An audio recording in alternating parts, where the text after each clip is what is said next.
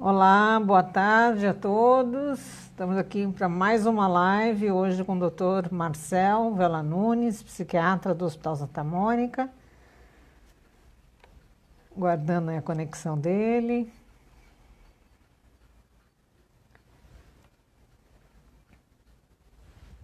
Não entrou? Você entrou? Eu já estou ao vivo. Olá, Roberto.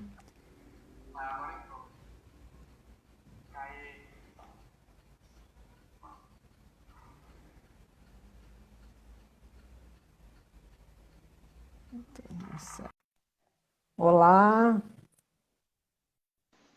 Olá.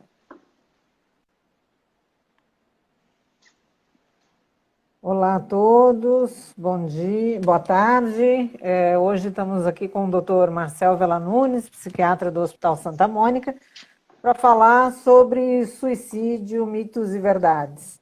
Dr. Marcel, um prazer estar aqui com você novamente. Obrigada por ter aceito o nosso convite. E a tarde é sua agora. Obrigada.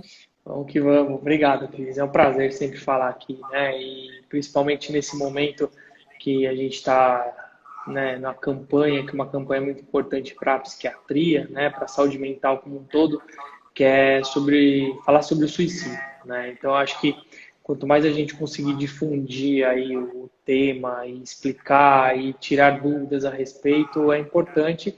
E aí a gente vai ver o porquê que é tão importante isso daí. Então, eu vou até... o pessoal do Instagram não vai conseguir ver direito, né? Mas caso caia a conexão, vocês queiram, pelo YouTube e também pelo Facebook, a gente vai estar divulgando alguns slides também, né? Vai ser uma aula compartilhada aí. Então, quem quiser ir pro YouTube e pro Face, a gente vai ver alguns dados aí. Vamos só...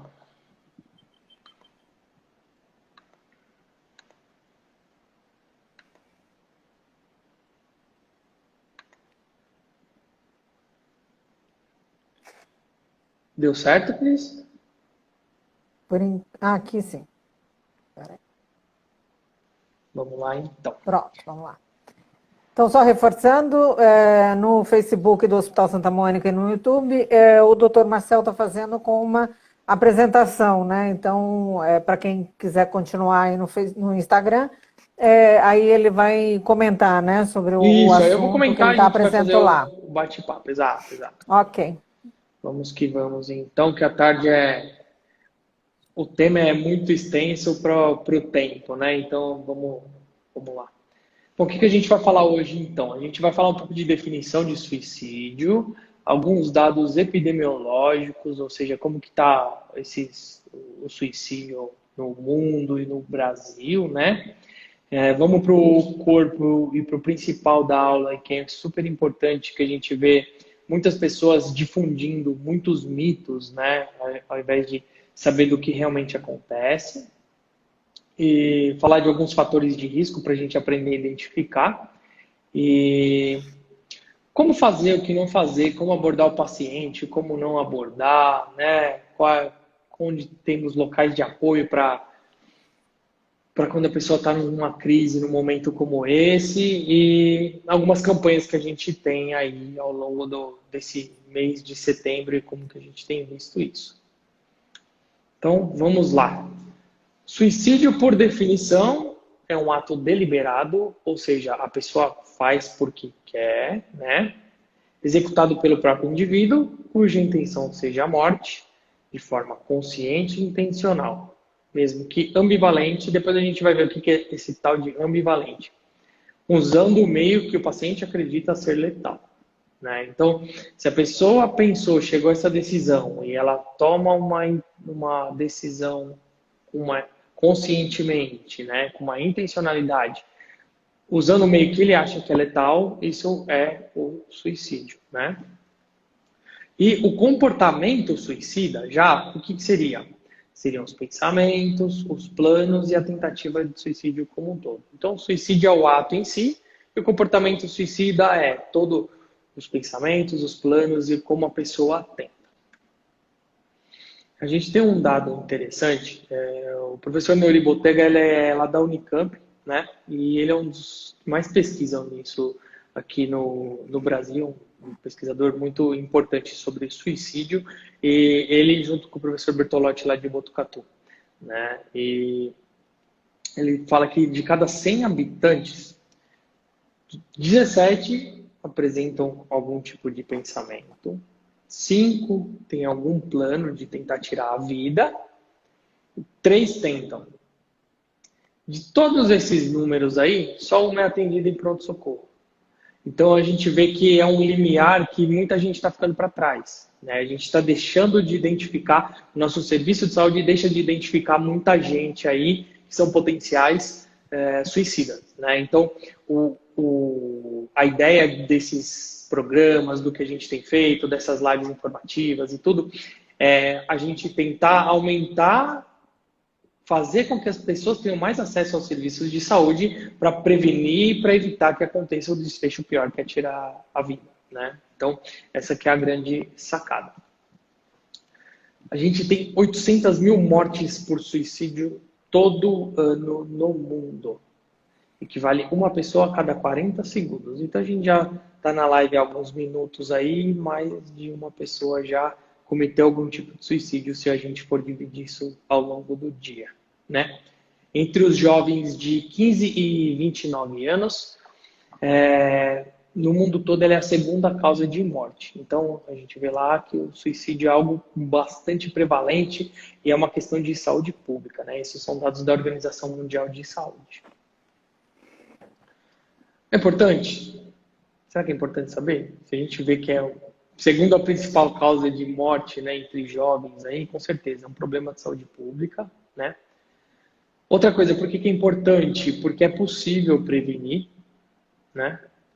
A gente consegue detectar precocemente os principais fatores de risco, e eu vou falar os fatores de risco para a gente ficar atento, para a gente aprender a se ligar, né? Aprender a ficar com a luzinha piscando, com a orelhinha em pé aí sobre os principais fatores de risco.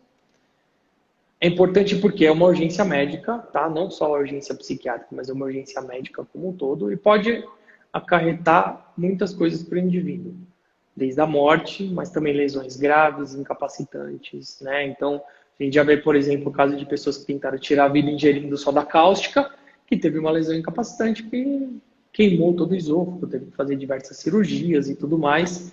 Então, é bastante grave e se não o desfecho não ocasiona a morte, pode ocorrer diversas lesões.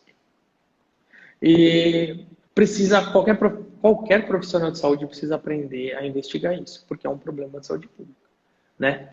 Do mesmo jeito que o povo tem que investigar, olha, mas você está com febre, você está com tosse, que nem a avó pergunta, a mãe pergunta, né? Eu acho que a questão do suicídio, ela precisa aprender a ser mais difundida e para o pessoal saber investigar e perguntar melhor, né? E quanto mais a gente se informa, a gente tira muitos preconceitos nossos e a gente tem mais tranquilidade de falar sobre o assunto.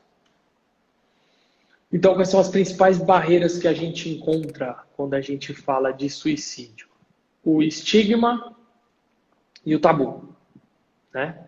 A gente vê que a pessoa vai e aquela coisa do, tentou tirar a vida, nossa, mas que absurdo, né? Isso aí é falta de Deus, né? A pessoa é sem vergonhice. Preconceito, né? É muito preconceito, com certeza. E tabu sobre falar sobre isso, né? A pessoa tenta tirar a vida e fica todo mundo sem saber como perguntar e saber se pode abordar ou não, né? Então tem esses dois principais pontos aí. Bom, agora nós vamos à principal parte do nosso bate-papo aí, da nossa live, que são os mitos e que a gente ouve bastante, né? Cão que ladra não morde. Quem fala mesmo não se suicida. Isso aí é mais para chamar atenção, né? O cara que quer se matar, ele se suicida caladinho e faz as coisas quietinho, né? Outro mito, né? Por isso que tem muitos tabus a respeito. Se eu perguntar sobre se a pessoa está pensando em tirar a vida ou não, eu posso encorajar o paciente a se matar, né? Ou se ela tenta se matar uma vez, depois é bem menos provável que ela tente se matar, né? Viu que não deu certo, vai largar a mão, né? Ou se não, já diversas vezes, né? Já tentou tantas vezes, se quisesse já teria conseguido, né? Isso aí é mais chamar atenção. Ou se não, idoso não se mata, é velhinho, né? Ou, é colega, é profissional de saúde também não se mata. O suicídio não avisa. Se a pessoa tomou essa decisão, é inútil evitar um suicídio, né? São alguns mitos aí, algumas frases que a gente está cansado de ouvir. Provavelmente você já deve ter ouvido alguma delas, Cris. Oh. Né? E com certeza. Então agora vamos ver mais mitos aí, né? Quando o indivíduo mostra sinais de melhora ou sobrevive a uma tentativa de suicídio, ele está fora de perigo, né? Ou é proibido que a mídia aborde o suicídio. Se uma pessoa que se sentia deprimida e pensava em se suicidar e no momento seguinte passa a se sentir melhor, normalmente significa que o problema já passou. Ou se não, né, são algumas coisas, alguns chavões que a gente ouve. O suicídio é uma decisão individual, já que cada um tem o pleno direito sobre os seus atos, né? Então, são algumas das frases que a gente ouve aí. Só que o que a gente realmente vê, isso não sou eu que estou falando, são todos estudos de pessoas muito confiáveis e publicações bem sólidas, né? Verdade, 2 em cada 3 pacientes entram em contato com o serviço de saúde no mês anterior ao suicídio. Então, se a gente soubesse perguntar, ou se soubesse abordar, a gente conseguiria identificar isso daí, né? Outra coisa, 78% dos pacientes fornecem algum tipo de comunicação verbal ou não verbal a respeito do suicídio. Ou seja, de alguma maneira eles dão um sinal. Então, esse papo de que a pessoa que quer suicidar faz caladinha, né, faz quietinha, não é verdade, tá? Isso é uma coisa que a gente tem que tirar da cabeça. A pessoa, de alguma maneira, ela vai falar isso para você e a gente precisa estar atento para ouvir isso. E ela já alerta para que isso não aconteça? Como assim? Ela já dá o sinal para que os amigos, os familiares possam ajudá-la? Ou não? É Dá o inconsciente? sinal. Eu vou explicar como que acontece isso mais para Tá. frente das características do suicídio, mas sim, de alguma maneira ela vai dar o sinal. E aí, né, um dado interessante que 41% eles falam isso de uma maneira inequívoca, ou seja, direta, sem ficar rodeando o toco. A pessoa fala assim, não, eu penso em tirar minha vida mesmo, né? Então é uma coisa bastante séria isso daí. E eles falam, eu quero tirar minha vida. 41% das pessoas que tentam, então é muito grande, né? Ou seja, as famílias, os amigos precisam ficar atentos, né? Com certeza, com certeza. E na verdade, esse bate-papo é principalmente para Sim. todo mundo, não só para a pessoa que está numa crise, mas para famílias, para amigos que fiquem atentos, né? Com relação a outras verdades. Quem tentou uma vez ou tentou tantas vezes, se ele tentasse, ele teria conseguido, né? Cada tentativa, a pessoa possui um risco aumentado em 5 a 6 vezes de tentar novamente, né? De 10 até 50% das pessoas que tentaram cometer o suicídio tem pelo menos uma tentativa anterior, né? Então, isso são diversos autores que falam sobre esses dados, né? Então, por exemplo, um dos principais fatores de risco para o suicídio é já ter tentado antes, né? Então, mais um mito que cai por terra aí através de pesquisa e de pesquisa sólida na área, né? O que é risco para o suicídio? É complexo pra caramba, né? E é difícil para a gente identificar, né? Então é super importante a gente ficar atento ao jeitão, quais são as principais preocupações aí. E os transtornos mentais não são detectados ou não são adequadamente tratados, porque a gente vai ver que o suicídio ele está intimamente relacionado com transtornos mentais, né? A pessoa vai provavelmente ter algum problema. E esse é um dos gráficos mais importantes que eu acho, que é um estudo do professor Bertolotti, né, que é lá de Botucatu, e que ele ficou um tempo até na Suíça, na OMS, estudando sobre suicídio, né? E assim, das pessoas que... Isso estuda em população geral, tá? Então não é população de paciente que tem um problema psiquiátrico em si.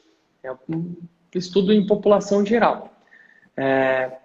Das pessoas que tentam suicídio, que cometem suicídio, apenas 3,2% que não tem diagnóstico psiquiátrico. Ou seja, 96,8%, né, tem alguma coisa. E sem diagnóstico quer dizer que pode ser que não tenha sido diagnosticado, mas pode ser que tenha alguma coisa. Tem estudos que 99%, estudo chinês acho que é 99%. E a gente come bola. Se a pessoa tenta suicídio, pela estatística, imagina se eu falo para você assim, você tem 96% de chance de ganhar na loteria, né? Qual a chance disso acontecer? É quase que certo, né, isso acontecer. No suicídio a pessoa tem 96%, 96,8%, quase 97% de chance de ter algum transtorno psiquiátrico, né? Então, ela precisa ser bem avaliada, ela precisa estar bem investigada nesse sentido. Esse gráfico é bacana também para mostrar que a pessoa, ela... Dá para ver a setinha minha, Cris, na tela? Rodando aí? Tá muito pequenininho, mas dá para Tá. ver. Eu tô circulando Aqui para aqui. mim, né? Eu não sei, eu vou dar uma olhada no Facebook e no Instagram, no YouTube, como é que tá. Legal. E assim, ó, eu tô circulando, passando com a setinha do mouse, em cima do, ó, o principal fatia, né, dessa porcentagem dos pacientes que cometem suicídio são transtornos do humor. Então, principalmente depressão, né? Mas não é só depressão, porque isso aí é uma outra coisa que o pessoal liga um curto-circuito, né? Ah, tentou suicídio, tá deprimido. Não, tá? Então, assim, a outra grande porcentagem que a gente vê aqui, ó, estou circulando aqui em volta dela, 22,4%, que é a outra grande fatia, é dependente químico, que não tem depressão, não está deprimido, ele é dependente químico. E por si só já é um mega fator de risco, e a gente cansa de ver isso daí também. Esquizofrenia, transtornos de personalidade, e por aí vai até os outros transtornos psiquiátricos. Mas assim, a pessoa com comportamento suicida ou que tenta suicida, primeiro, ela provavelmente tem algum problema psiquiátrico, mas não está só deprimido, pode ser outra coisa, né? Porque às vezes o povo, então tá depressivo, muito depressivo. Não, pode ser não. Então a gente tem que tomar muito cuidado e para isso precisa de uma avaliação muito adequada, né? Muito formal disso, só o especialista vai conseguir fazer e dizer realmente o que a pessoa tem. Né? Então, Então, outros aqui... transtornos podem levar à ideação suicida, é isso? Sim, ao Né? comportamento suicida, outros transtornos psiquiátricos. Tem alguma incidência disso que provoca mais? Tem aqui, Porque ó, a maioria, né? escuta, Ó, a gente escuta falar, 35%, mas é que aqui não tá, consigo ver, mas... 35% são transtornos do humor, que é a Ah, depressão, transtorno bipolar, 22,4% é transtorno por uso de substância, ok. 10% esquizofrenia, 11, quase 12% transtorno de personalidade, e depois outros aí transtornos dividindo as outras fatias do gráfico, né? Mas Tá. principalmente transtorno de humor com 35%, transtorno por dependência química, né? Que é 22%, esquizofrenia e transtorno de personalidade. São os principais aí. Ok. As principais doenças mentais, então, foi o que a gente falou, né? E aspectos sociais. Quais são os aspectos sociais que a pessoa tem? Então, gênero masculino, idade entre 15 e 30 anos, ou seja, adolescente ou acima de 65, sem filhos, que mora em área urbana, desempregado ou aposentado, que está no isolamento social, solteiro, separado ou viúvo, e algumas populações especiais, como os indígenas, adolescentes e moradores de rua. Então, esses são os principais aspectos sociais. Então, você vê que, por exemplo, pessoa lá com seus 60 e poucos anos, que agora entrou na pandemia, que trabalha num emprego que tá para fechar as portas foi mandado embora e estava brigando muito em casa e bebe muito, tem problema com bebida e a mulher largou ele.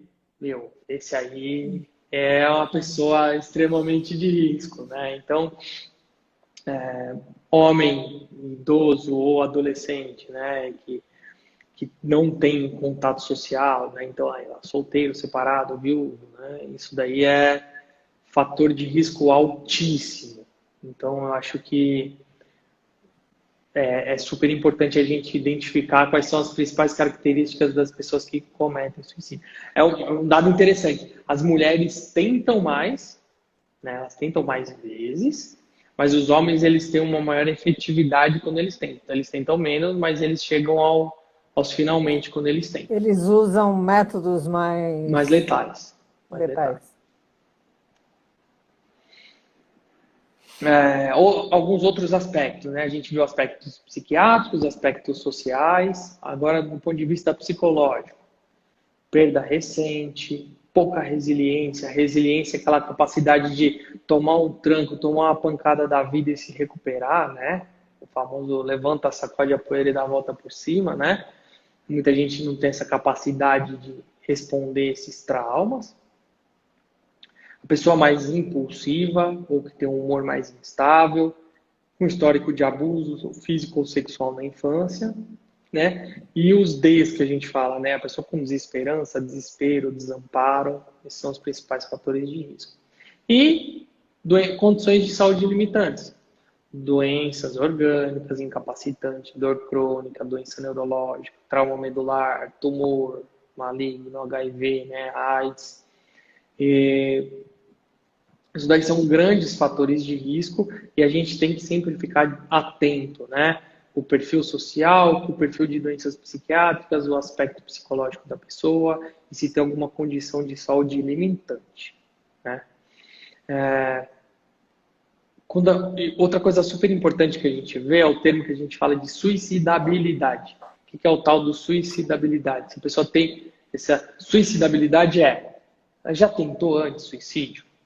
Tem familiar que tentou, se suicidou, né? Tem ideia ou plano de suicídio? A pessoa tem uma suicidabilidade alta, a gente fala, né? Então a gente tem que ficar atento. Então, se a gente for olhar, né? Eu peguei o quadrinho dos aspectos psicológicos e de uma maneira didática eu separei nos 4 Ds aí.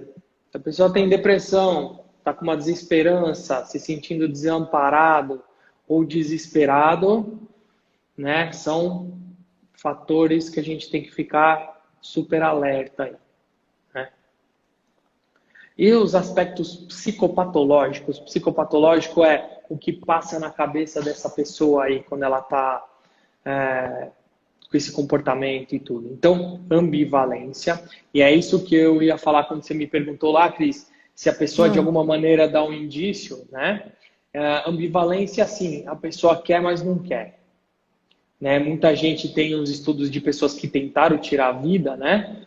Ela fica sempre naquela balança, mas puxa, mas vai, mas não, eu vou acabar logo com isso. Não, mas eu acho que tem algum jeito, né? E então a pessoa fica ambivalente, que a gente fala, né? Que nem a pessoa quando está de dieta, fala assim, não, eu não vou comer doce. Não, mas só um docinho, né? Isso é ambivalente. Não, mas só um pouquinho não vai fazer ruim. Não, mas eu não posso comer. E aí fica nesse duelo mental aí, né? Impulsividade é outra característica, né? Da pessoas que têm um comportamento suicida. Ou seja, muita gente, às vezes a gente vê que muita gente delibera, pensa e toma decisão e aí faz. Tem gente que não, às vezes tem uma briga, tem uma discussão, quando vem já tentou e já tomou um monte de remédio ou tentou se matar. Então, assim, a pessoa é muito mais impulsiva. As características do comportamento suicida, para quem é impulsivo, a gente tem que ficar atento também, né? Porque são os que às vezes sofrem o maior tipo de preconceito do que assim, esse aí só tenta, não faz nada, porque já tentou tantas vezes, mas a pessoa é tão impulsiva que quando vê ela já fez, né? Então, isso é uma característica que é a rigidez. Rigidez é a pessoa fica tão focada naquilo que não vê outra saída e tudo, e que não consegue sair desse ciclo de pensamento vicioso aí. Então, como que a gente aborda o paciente, né? Primeiro, não precisa ficar rodeando o toco. Não precisa ter medo de perguntar, né? Perguntar sobre isso não encoraja o paciente a tentar nada, né? Então a gente precisa ser direto, mas também não precisa chegar chegando. Então tem alguns jeitos que a gente pode fazer, né? Então, primeiro, você tem plano para o futuro? Você acha que a vida vale a pena ser vivida? Se a morte viesse, ela seria bem-vinda? Se a pessoa responder não, a gente pergunta todas elas, né? Todas essas perguntas a gente faz para a pessoa. Então, tem plano para o futuro? Você acha que a vida vale a pena ser vivida? Se a morte viesse, ela seria bem-vinda? Ou seja, você está preparando para a pessoa, né? Para a gente investigar mais a fundo se a pessoa tem pensamento de tirar a vida ou não, né? E aí, se a pessoa responder, né? Não para planos, né? Não vale a pena ser vivida, se a morte seria bem-vinda, aí você já passa para as próximas perguntinhas aí. Você está Que ela pensando em se mostra que não tem machucar? perspectiva, né? Ela mostra que está sem. Exato, Se ela exato, não tiver exato, plano, ela mostra que está sem perspectiva de futuro, né? exato. Então aí é a hora de você continuar perguntando para ir perguntar diretamente. Então a gente deu uma entradinha, né, só para não chegar direto, né, porque às vezes a pessoa se sente muito invadida e ela, como uma fuga, como uma defesa, ela vai falar que não, né, mas você não tira a sua vida, né, logo de cara, a pessoa vai falar não, então você pergunta de plano, com relação à vida e tudo, e aí depois você faz diretamente. Você está pensando em se machucar, se ferir, fazer mal a você, está pensando em morrer, né? Você tem algum plano específico para morrer, para matar, para tirar sua vida? Você fez algum aí, ou senão você fez alguma tentativa de suicídio recentemente? Né? Então aí você está estratificando. Estratificando é classificando se a pessoa está só pensando, se ela tem algum planejamento ou se ela já tentou mesmo isso daí. Né? Então é uma escalada até a pessoa cometer o suicídio, né? Com a ideação, ela tem algum pensamento de tirar a vida? Isso é uma coisa.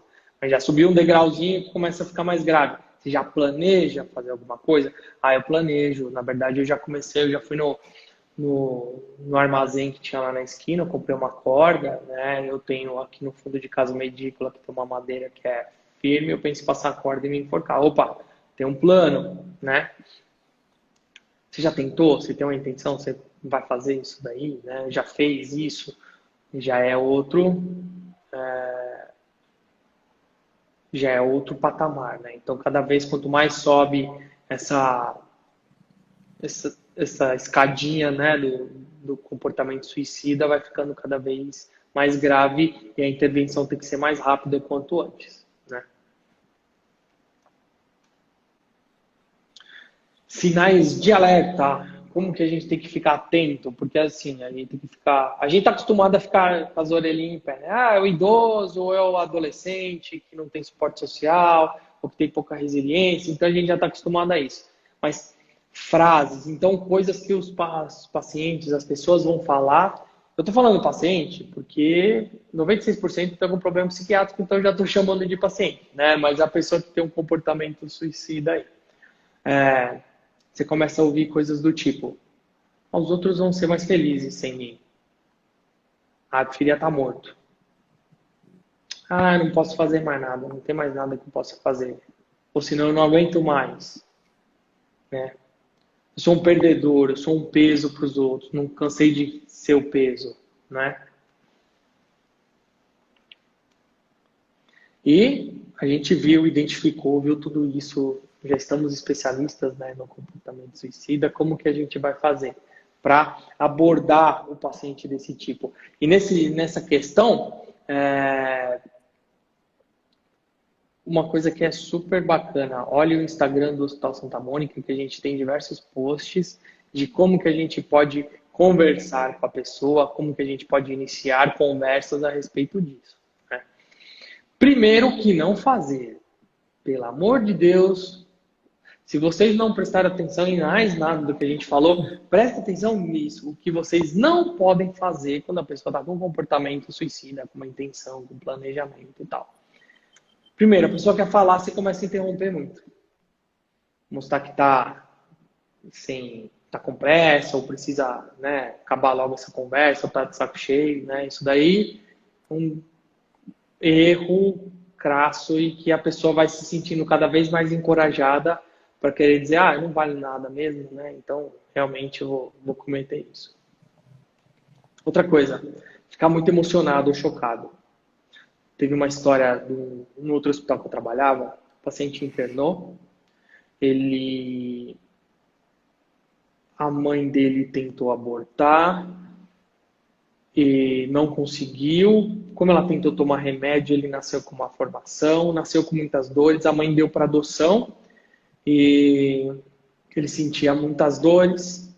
Ele era um adulto jovem aí, ele cresceu sempre em orfanato, ele via todas as crianças sendo adotadas, ele não. E depois que ele completou a maioridade, ele precisou sair do orfanato, vivendo sozinho, sem suporte social nenhum, com muitas dores. Quer tirar a vida. Vou tirar minha vida. E pronto, acabou. Ele começou a contar a história de vida dele, um colega meu começou a chorar. Médico, não aguentou. Psiquiatra? Não aguentou. Escorreu lágrima, né? Então, assim, a gente precisa tomar muito cuidado nesse momento também, porque a gente vai ouvir história triste, história pesada, né? Ou chocada. Porque assim, se a pessoa começa a se chocar muito, ela vai falando, você vai regalando os olhos, querendo dizer, né? Você mesmo vai dar indícios e sinais do que, tipo, minha filha, no teu lugar eu faria a mesma coisa. Exatamente. Não tem solução, né? Ou se não, você quer tirar sua vida? Não, mas, rapaz, tô pra bater o ponto aqui, eu preciso ir embora, não dá pra... Vamos conversar segunda, né? Hoje é sexta, sextou, né? Isso também, pelo amor de Deus, né? E fazer o problema parecer trivial, comum, né? Tô pensando em matar. De novo? Tá pensando nisso de novo, né? Qual que é a da vez, né? Eu fazer isso como, nossa, atendi hoje, essa semana, 5 com isso daí. Qual que é o teu problema, né? Não. A pessoa está no sofrimento e para ele é um momento único ali que a gente precisa intervir, com certeza. Outra coisa, né? Tratar de uma maneira que possa colocar numa situação de inferioridade. Por favor, né? Não. Isso daí é falta de Deus. Isso daí é sem vergonhice, né? Senão, isso não só pessoas em geral, mas a própria pessoal da saúde, né? A gente precisa tomar muito cuidado, né? Porque mobiliza muitas questões na gente, porque a pessoa, ela tira o bem maior que ela pensa, que é a vida, né? Então, quando as pessoas são tocadas de alguma maneira, muita gente rechaça, muita gente fica bastante chateada com isso e bastante irritada, né? De ver uma pessoa tentar contra a própria vida. Outra coisa, não, vai dar tudo certo, vai ficar tudo bem. Não vai. Se a pessoa tá num momento do sofrimento, a gente não pode fazer esses chavões, essas frases simples aí, que não dá conforto. Porque ela não vai enxergar, né? Ela não vai enxergar que tá tudo bem. Exato. Ela não vai mudar nada. E outra coisa, por exemplo, né? Eu fiz um curso com o pessoal, eu trabalhei muito tempo no SAMU, né? E eu fiz um curso com o pessoal dos bombeiros do estado de São Paulo, o pessoal lá de Paulínia, que eles são muito fortes e eles criaram um curso junto com o professor Neuri da Unicamp, porque eles são o time de abordagem inicial do paciente que está na rua tentando tirar a vida, né? Quer pular de ponte e tal. E eu fui conversar com eles. Lá, eles têm a pessoa que, quando chega para abordar, né, o cabo ou soldado do bombeiro que chega para abordar o paciente que está tentando tirar a vida, a pessoa é chamada na polícia, a pessoa é chamada de negociador, né? No bombeiro, é chamado de ouvinte. né? Porque você quebra isso daí, porque negociador você pressupõe uma barganha. Ah, se você fizer isso, eu vou fazer aquilo. Se você fizer aquilo, e a pessoa às vezes, e isso é super comum, né? Porque a pessoa não está preparada, fala assim: vem cá, vamos conversar, eu vim aqui para te ajudar, tudo vai dar certo, tudo vai ficar bem. Cara, você veio aqui para me ajudar, eu estou devendo 20 mil no banco e meu filho está doente e eu preciso pagar o boleto porque senão ele não vai conseguir operar. Você vai conseguir fazer isso para mim? Ah, não, então não vai ajudar. E a pessoa vai começar a ficar mais irritada e mais nervosa. Tanto que o bombeiro, quando chega, né, e o pessoal que tem esse curso, que é capacitado, eles falam assim: olha, vim aqui para te ouvir. Né? Você já muda a É perspectiva. outra Ó. abordagem, né? Com certeza. Então a pessoa é ouvinte, ó, eu tô aqui para te ouvir. Vamos lá, vamos conversar, pode ser que tenha algum jeito. Vamos lá, né? Emitir julgamento, por favor, certo ou errado, né? A pessoa está com um problema e provavelmente um problema psiquiátrico para ser resolvido, né? Não é falta de Deus. Já atendi pastor de igreja que quer tirar a vida, já atendi padre com pensamento suicida. Então, né, se esses não tem Deus, eu não sei mais quem tem, né? Então, não é falta de Deus, né? Ou se não, começar a tentar dar lição, né? Não, se você trabalhasse, você vê como foi duro a lida, ou se não, outra coisa, né? Que isso aí, as pessoas tentam fazer na melhor das intenções, mas isso para a pessoa que está em sofrimento é a pior coisa. Comparar com pessoas que tiverem situação pior. A gente não compara o sofrimento de ninguém. Se a pessoa bateu o dedinho do pé na quina da cama e está num baita sofrimento, não adianta falar para a pessoa e falar assim: mas tem gente que não tem uma perna e não está reclamando. Meu, tá doendo, a pessoa está sofrendo. A gente precisa aprender a validar o sofrimento dos outros, né? Então isso é bastante. A gente precisa tomar bastante cuidado com isso. Cris, como estamos de tempo aí que eu não Infelizmente, tenho. nas nossas. Nós estamos com 36 minutos. Tá, beleza. Não, que já corremos 36, Tá. tá? Nas redes sociais a gente escuta muito isso, dos pacientes reclamando que os familiares falam, é justamente o que você comentou, que é falta de religião, que precisa ter Deus no coração, enfim, que é frescura, né? Com certeza. Infelizmente, ainda tem isso, né? Com certeza. Então a gente tem que tomar bastante cuidado nesse sentido, porque a gente precisa aprender a validar o sofrimento do outro. É que assim, o sofrimento do outro, quando a gente entra em contato, às vezes a gente sofre, às vezes eu ouvi histórias que é pesado. Então, às vezes a pessoa, para não entrar em contato, não, mas tem gente tão pior, né? Querendo dizer, ó, vamos cortar isso aí, não vamos contar e tal, né? Mas validar é importante. Saber falar, ó, tô aqui para te ouvir, fala aí, vamos compartilhar um pouco dessa dor, né? Então, como que a gente pode fazer? E aí depois as falas, aí se vocês quiserem, depois consulte o Insta do Hospital Santa Mônica, que tem diversas frasezinhas aí, né, para ajudar a iniciar. Mas assim, um ambiente adequado, dê tempo, escuta com atenção, com respeito, né? Tem empatia, ou seja, tenta se colocar no lugar da pessoa para sentir o que ela está sentindo, né? Vamos começar um comportamento de validar tudo que a pessoa está tendo. Porque quando começa a ter isso, a pessoa começa a ver, olha, tem alguém que se importa comigo, tem alguém que me dá atenção, né? E aí começa até ver e ela mesma falando começa a pensar, nossa, realmente, acho que pode ser que tenha outras opções e tudo, né? Então, assim, da mensagem não verbal de aceitação e respeito, né? Então, assim, não adianta você falar com a pessoa com o braço cruzado com uma cara de tédio, né? Você já está mostrando não verbal que você está de saco cheio e não está muito disposto. Então, assim, só de você se projetar seu tronco para frente, olhar nos olhos da pessoa e falar assim, olha, né? Isso daí já é uma baita mensagem não verbal do querendo dizer, olha, eu tô aqui do teu lado, eu tô te ouvindo, né? Respeito pelas opiniões e pelos valores da pessoa, né? Se a pessoa não acredita em Deus, por que você vai falar de Deus para a pessoa? Né? A gente precisa aprender a respeitar qual é a opinião, qual é o valor dela. Né? Conversar com honestidade e com autenticidade também. Né? Não adianta você ficar naquela história que tudo vai dar certo, que tudo vai dar certo, que às vezes não vai dar certo. É a pessoa que está querendo tirar a vida porque ela está com câncer e o câncer está tomando o corpo inteiro, né? E ela quer antecipar isso daí, né? Quer praticar eutanásia, por exemplo. E... Um exemplo, por favor, senão a gente vai abrir um tema que vai virar né, outro tema, a questão de eutanásia. Mas, enfim, honestamente, não adianta falar que vai ficar tudo bem. Não vai ficar. O câncer vai chegar um tempo que vai tomar o corpo inteiro e que a pessoa vai vir a falecer, vai vir ó, por conta do câncer, da metástase, né? Então a gente precisa aprender a conversar honestamente também.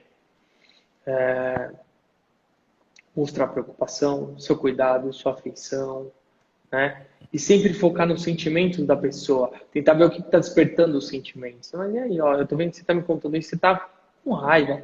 Pô, tô com raiva, não quero ficar doente, tenho família, tenho não sei o que, não sei o que lá, não sei o que lá. Então, assim, sempre focar nos sentimentos das pessoas é super importante.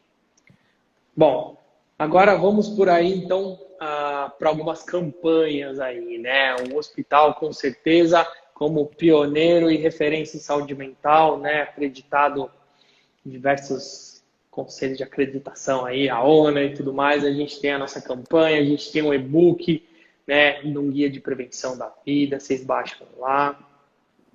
Tem no Insta também, lá no site, vocês podem ver. Então tem aí, né? hospitalsantamonica.com.br/setembro-amarelo. Tem bastante conteúdo lá, vale super a pena.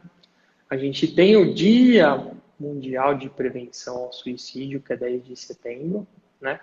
E é engraçado que é em setembro e é amarelo, porque foi um adolescente que se suicidou lá nos Estados Unidos em setembro, e ele tinha um carro amarelo, né? E ele já jogou o carro, agora não lembro quanto o poste e tudo, e aí começou toda uma movimentação para se falar sobre o tema, para levantar mais essa bola, né, essa peteca, e aí usou como símbolo o mês de setembro e a cor amarela, e até em homenagem a esse adolescente.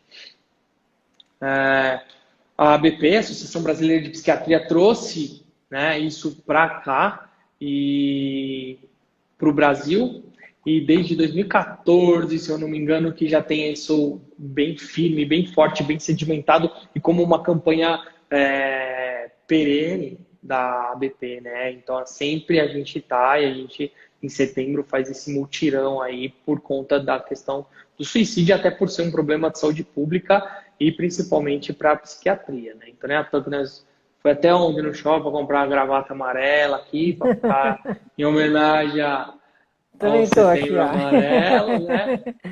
Então, é importante aí, né? Então, e com isso, né, isso é um papel muito importante do atual presidente, o AG, Antônio Geraldo, que aí ele levanta a causa mesmo, né? Então ele vai, então ele, na época de setembro, o Cristo Redentor fica amarelo, lá em Brasília também fica amarelo, tem algumas praias também do Rio que ficam, né, iluminadas todas de amarelo, até por conta da questão da prevenção sobre o suicídio e tudo mais. Então, são campanhas muito importantes. A gente vê na mídia, então na Netflix também, né? Os 13 porquê, agora não lembro, né? O nome em português, 13 Reasons Why, que é suicídio na adolescência, né? Então é um tema que é aberto e não é proibido falar sobre o tema, é importante. Inclusive até no final tem no próprio seriado aí fala se você conhece pessoas que estão nesse tipo de alguma maneira tal, entre em contato, fizeram até um grupo de apoio nesse sentido. Então a gente vê a mídia se mobilizando do ponto de vista não sensacionalista, né? Que isso isso não é uma atitude correta e é desaconselhado do pessoal. Fulano tá em cima do prédio, vai pular, não vai pular, né? Não é isso, mas de uma maneira preventiva. Então a gente precisa aprender a abordar o tema adequadamente. E o CVV, que eu acho que o ano passado ele se tornou, através desse número aí, 188, geral para o Brasil inteiro, antes era só em algumas cidades, algumas regiões, é o Centro de Valorização à Vida. São pessoas que passam por treinamento e fazem um atendimento voluntário, né, para pessoas que pensam em tirar a vida, para pessoas que estão em crise, não são profissionais, podem ser que sejam ou não, né, mas são pessoas que são treinadas e voluntárias para escutar e para dar um direcionamento adequado, né? Então, isso é super. Isso é super. Precisa ser difundido. CVV, o Centro de Valorização à Vida, número 188. Se a pessoa está em crise, diz que lá 188, vai ter alguém, tem plantão 24 Ajudar. horas, o povo se divide em esquema de plantões e estão lá para ouvir, né? Tem alguém usando aqui no computador, vamos ver. Bom, então, ficar atento aí. CVV 188 é uma principal campanha que está no Brasil inteiro e que vale a pena essa divulgação aí, né? Centro de Valorização da Vida. Bom, acho que é isso que a gente fez. Quais são os erros mais comuns que a gente deve evitar, né? Considerar o comportamento suicida como um ato só para chamar atenção, né? Ficar atento aos mitos que a gente conversou. Não considerar a ligação entre o suicídio e o transtorno mental, porque é muito prevalente, 97%. Não perguntar para o paciente sobre suicídio, planejamento e intenção. A gente precisa perguntar, não precisa ter medo, né? A gente dá aquelas perguntas introdutórias, mas não deixa de perguntar, isso é importante. E deixar de providenciar assistência adequada para o paciente, né? A gente precisa aprender a ensinar a acolher o paciente, a falar, né? Deixar o paciente falar, isso é a melhor solução. E aí vocês que estão aí, identificou uma pessoa, um potencial comportamento suicida, a pessoa está falando nisso daí, leva para uma avaliação, né? Uma avaliação formal, uma avaliação adequada. Como a gente viu, tem uma alta prevalência de transtornos psiquiátricos, desde depressão, esquizofrenia, uso de substâncias. Ou seja, precisa de uma avaliação formal, precisa estar em tratamento. E aí depende do que a pessoa tiver, vai ser o tratamento adequado. Então não adianta falar, não existe tratamento para o suicídio, a gente precisa ver o que a pessoa tem, né? Então ela precisa ser avaliada formalmente, porque é algo sério, muito importante e que é bastante prevalente. Como eu disse lá, é um absurdo uma pessoa a cada 40 segundos está cometendo suicídio. Né? É algo Terrível, né? terrível, preocupante. Bom, essas são as referências, depois vocês dão uma olhada lá, olha lá no YouTube, vai ficar gravado no Face.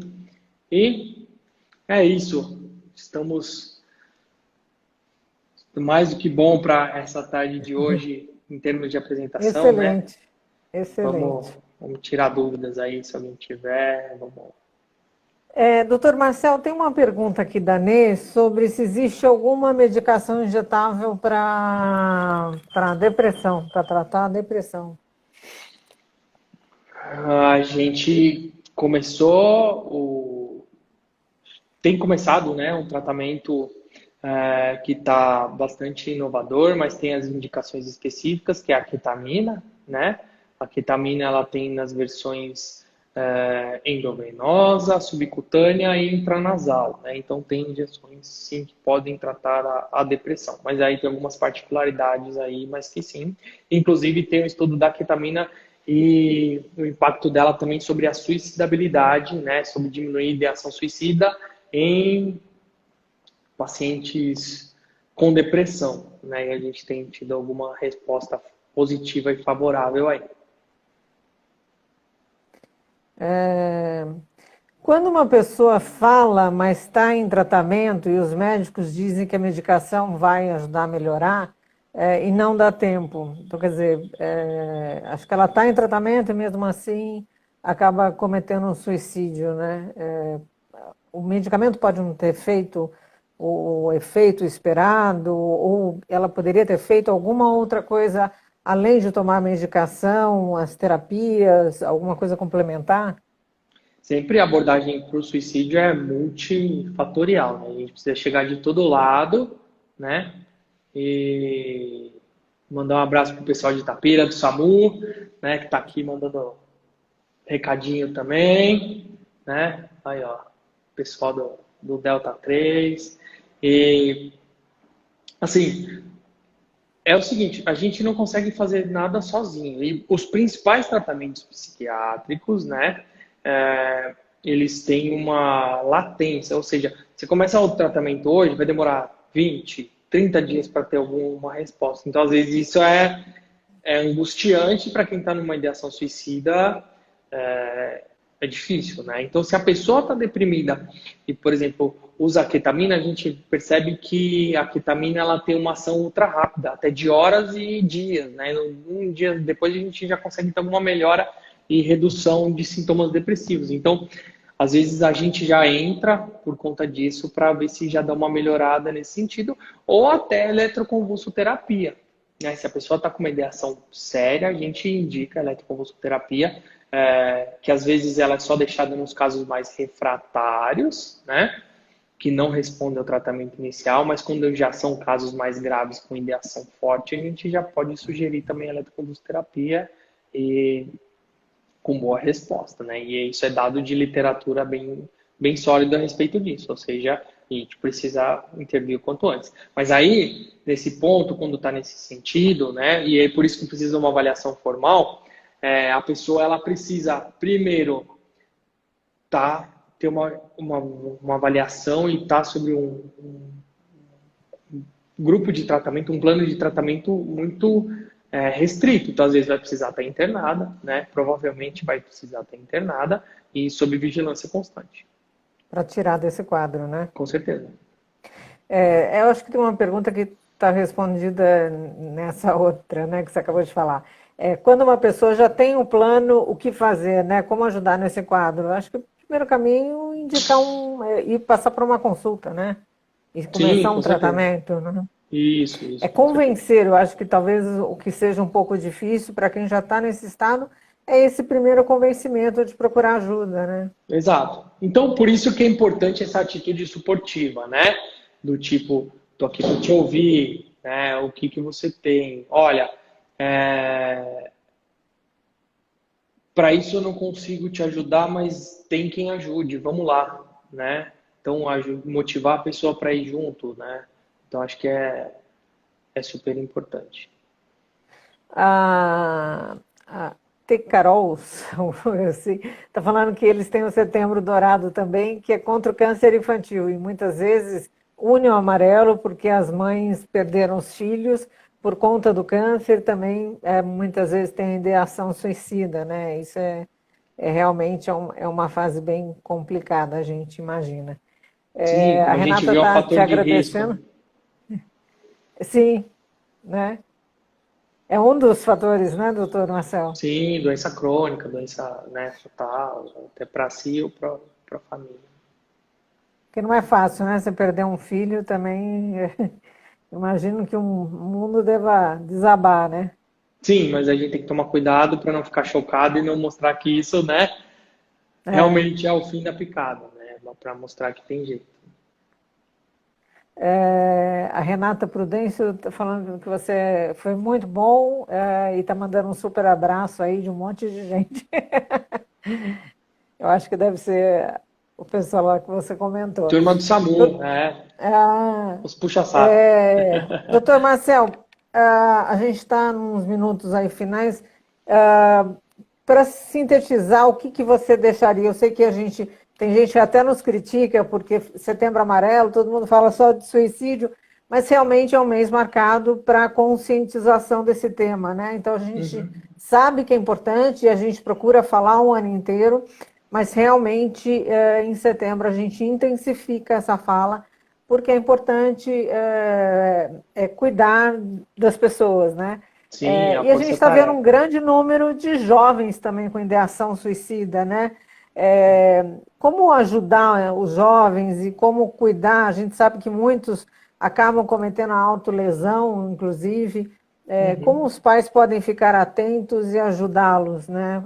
Porque eles já tem uma questão que o jovem já se isola um pouco, né? A gente viu que na pandemia acabou tendo um isolamento muito maior, e muitos acabaram indo até para o álcool, né? O consumo do álcool aumentou bastante. Sim, Então, como sim. ajudar nesse momento e como identificar aí? Eu acho que os jovens eles estão nos principais grupos de risco, né? Como eu disse, dos 15 aos 19 e Uhum. depois os mais idosos, né? Depois dos 60. E eu acho que aqueles dados que eu falei, né? Então, assim, os sinais que a pessoa vai apresentando, frases que você fala, eu sou um peso, as coisas não têm mais sentido, nada vale a pena e tudo, né? Acho que ficar atento a isso, porque o jovem por si só já é um fator de risco sério, né? E que É. se isola. E pior, o jovem é impulsivo, até do ponto de vista cerebral. Ele não tem cérebro maduro o suficiente para conseguir pensar e deliberar as coisas, né? Que é o córtex pré-frontal, não está bem desenvolvido no jovem. Vai acabar lá com os seus 25 anos do desenvolvimento cerebral. Então, a pessoa, o jovem, ele é impulsivo, né? E tende a se isolar, então é bastante sério. Então, é aquela história. Mas apesar disso, os pais, os familiares, os amigos têm a obrigação de saber qual que é o jeitão do jovem, né? Por quê? Quem são os amigos, o que ele está falando, o que ele está fazendo. Porque é o momento que você, ok, começa a dar uma certa liberdade para ele, mas ele tem diversos outros porquês e outros sinãos que a gente tem que ficar atento. Então, a gente precisa estar de olho e monitorando. E geralmente os amigos começam a perceber que falam, o fulano tá estranho, né? Que mudou do jeitão dele, né? E os pais precisam aprender isso também, ver o que está diferente do que a pessoa já está. Então, tá próximo, a gente precisa estar próximo. Sempre, né? Sim, Sempre com um olhar diferenciado para entender o que não está bem, né? O que com está certeza. fugindo aí da rotina. Com certeza. Qual é a tua mensagem final para quem está com depressão ou qualquer outro sintoma, mas com ideação suicida? Mensagem, né? Eu acho que, primeiro, ideação suicida, pensamento de tirar a vida, não é fraqueza de caráter, não é sem vergonhice, não é falta de Deus, é um problema psiquiátrico sério, né? E que não é só paciente com depressão que tem, mas enfim, muitos pacientes, mas com certeza tem algum probleminha e precisa de uma avaliação. Então, assim, se familiar, se amigo, se você mesmo está se sentindo com pensamento de tirar a vida, não é certo isso. Não está certo, né? Então, procura uma avaliação formal, procura ser avaliado, procure ajuda. A gente está aqui para isso, né? 24 horas por dia, 7 dias da semana, né? Então, assim, procura ajuda. Eu acho que essa é a grande questão. Não tente sofrer e resolver as coisas nada sozinho, né? Sempre quando a gente divide, o fardo fica mais leve e a gente consegue enfrentar as coisas melhor, né? Porque às vezes a gente não consegue enxergar uma perspectiva, mas às vezes outra pessoa chega e fala, não, mas tem tal coisa. Fala, nossa, é verdade, não tinha pensado nisso, né? Então, dividir. Ninguém precisa dar conta de fazer nada sozinho, né? E a gente está aqui para isso, com certeza. Ok, doutor, muito obrigada, te agradeço mais uma vez. Reforço que durante todo esse mês nós estamos com as campanhas nas redes sociais do hospital. O doutor Marcel participa ativamente aí das nossas ações. E mais uma vez eu te agradeço por estar com a gente nessa tarde, falando de um tema tão importante, que é a conscientização, alertar familiares, amigos e as pessoas de quais são os sinais e como prevenir. Muito obrigada, doutor Marcel. Até a próxima. Obrigado, Cris. Obrigado a todo mundo aí Obrigada a todo mundo que está ouvindo, né? que ouviu, que contribuiu, que deu seu testemunho, que deu seu recado aí, né? E vamos que vamos, sempre que precisar, estamos aí. E vários elogios para você aqui. Muito Obrigado. obrigada, gente. Até a próxima. Segunda-feira temos outra live com o psicólogo Jader, às 15 horas. Contamos com vocês. Abraço. Bom final de semana. Abraço.